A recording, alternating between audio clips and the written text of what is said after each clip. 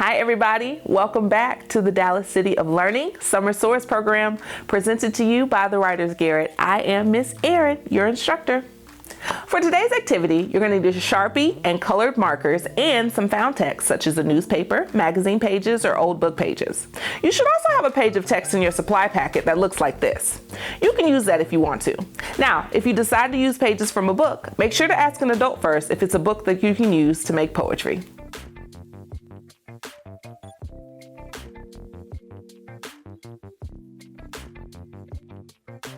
How many of us like rules? Not many, right? Rules like no running in the hallway or no video games after 9 p.m. can be a pain. But what about the rules we give ourselves? Sometimes in poetry, having no rules is like having too much of a good thing. When your poem can be about anything in the world, how do you choose what to do? Giving yourself some rules helps you bust through your creative block and send your creative energy in a whole new direction. Today, this is our rule. Make a poem out of somebody else's words. This is called blackout poetry, also called found poetry or erasure poetry. The name blackout comes from using a black marker to cross out words from the page. This poetry is found in the sense that all the words that will be in the poem are already there, but you must choose which ones stay and which ones go. From your choices, you give the words new life and meaning that come together to create a poem.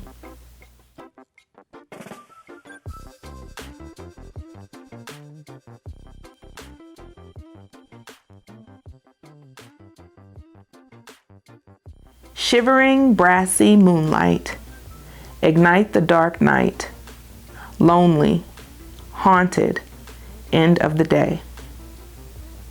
This person used color to highlight the meaning of the poem and visually represent day fading into night.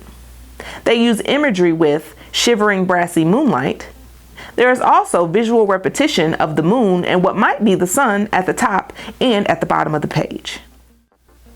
He felt comfortable as he floated to the sudden tide of the room. In this poem, I like that you can see some of the words outside of the blacked out poem.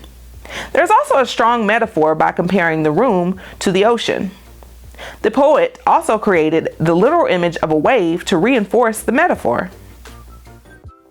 Using either the page in your kit or pages from old catalogs, magazines, newspapers, or books from home that an adult has okayed for you to use, create a blackout poem.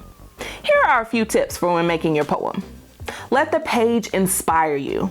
In other kinds of poetry, we usually already know what we want to talk about before we start writing. But in blackout poetry, we often do the opposite, letting the idea form as we study the page for what we'll cross out first. Before you start marking words out, scan the page for words that interest and excite you. Do any of these spark an idea? How can you connect this word to others nearby? It doesn't have to be long or complicated, but it should take the existing word on a page and separate them from the original idea, sending them in a new direction.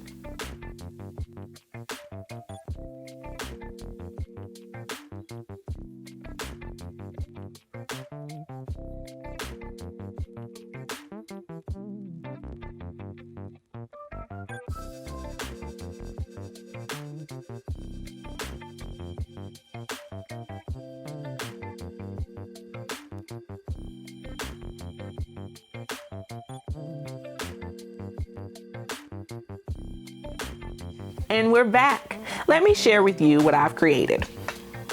A 7th grader on the bus. Any of his friends? No. He was the one responsible for his mother. Saving it for his father. Now he was born. For this poem, I used a black marker to box in the words that I wanted to keep and to black out the words that I didn't. Simple. For my next poem, I created an hour before sunset on the island of Maui, trying to let go. He loves. He looks out the window, shadows stretching, slow, steady, growing, fixed, approaching in his life.